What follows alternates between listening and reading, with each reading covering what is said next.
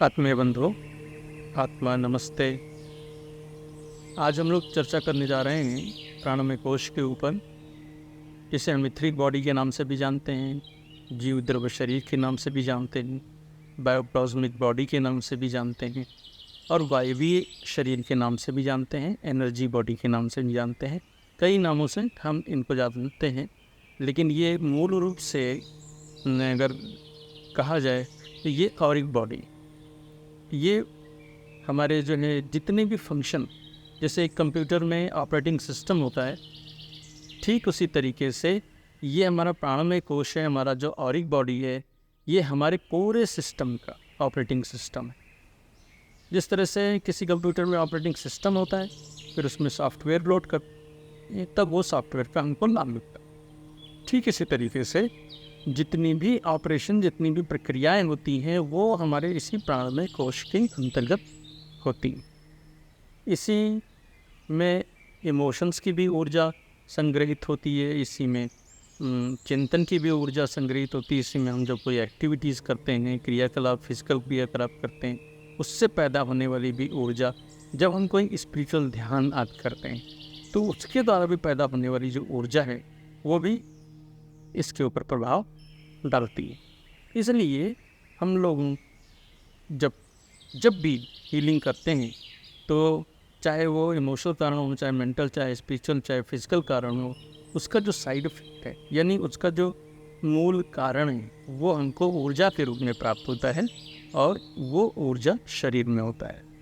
तो देखा जाए कि हमारे शरीर में किसी भी प्रकार की का असंतुलन होता है, कोई बीमारी होती है, तो उसका रूट कॉज इसी एनर्जी बॉडी में ही, ऑरिक बॉडी में ही मिलता है।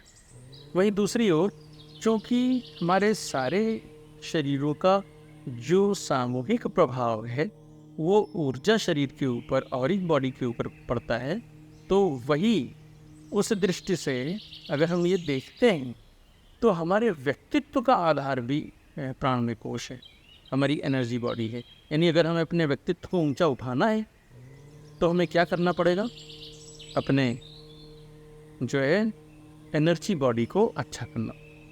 एनर्जी बॉडी पर मानसिक, भावनात्मक, आध्यात्मिक, बाह्य प्रभावों को सही करना पड़ेगा। इससे हमारा जो व्यक्तित्व है, वो नए सिरे से श्रेष्ठतम व्यक्तित्व के रूप में विकसित होगा।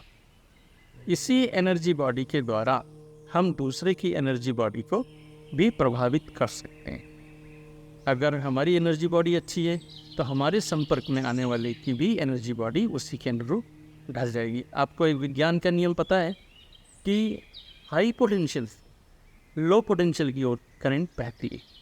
यानी आपका जो एनर्जी बॉडी, इसका एनर्जी लेवल, इसका जो पोटेंशियल है, वो जितना होगा, तो वो उतना ही दूसरे के एनर्जी बॉडी को भी प्रभावित कर सकता है। तो अपने को ऊंचा उठाने के लिए ये ज़रूरी है कि हम अपने एनर्जी लेवल को ऊंचा उठाना जो है चाहिए। और यहाँ तक कि आपकी एनर्जी बॉडी से, आपके ऑरिक बॉडी से आपके व्यक्तित्व का भी पता चलता है, और आप इस वक्त किस स्थिति में, जैसे आपकी बीमारी का भी पता चलता है। मैं आपको कोई एक उदाहरण देता हूँ। जैसे मेंटली रिटार्डेड लोग होते हैं, तो मेंटली रिटार्डेड लोगों का जो ऑरा होता है, वो 1 से 1.5 इंच का होता है। जो लेबर क्लास के लोग होते हैं, उनका ऑरा 2 से 2.5 इंच का होता है। जो प्रबुद्ध वर्ग के लोग होते हैं, doctor, engineer, professor, industrialist, leader, इनका ऑरा 4 से 6 इंच का होता है। जब कोई साधक स्तर का भी व्यक्ति होता है, तो उसका ऑरा 9 जो है 6 इंच से लेकर के 1.5 फुट तक भी होता है। जो योगी, तपस्वी और उच्च कोटि के विकसित व्यक्तित्व वाले लोग होते हैं, उनका ऑरा जो है 1.5 फुट से लेकर के कई मीटर तक होता है। तो ऑरा के साइज से हमारे जो है व्यक्तित्व का भी आकलन हो जाता है। आपको सामने वाले से पूछने की आवश्यकता नहीं है कि वो कैसा है, सिर्फ उसका साइज देखा और ये पता चल गया कि अभी इस वक्त एट प्रेजेंट इस व्यक्ति का स्तर ये।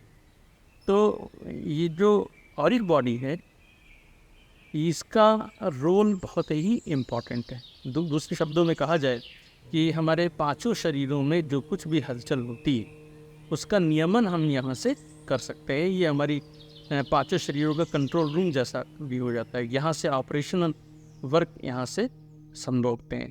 तो आज इसकी जानकारी प्राणमय कोश की और एक बॉडी को आपको दी गई है। अगले एपिसोड में दूसरी और अन्य विशेष जानकारियाँ आपको दी जाएंगी। आप सभी के लिए बहुत बहुत शुभकामनाएं, मंगल कामनाएं।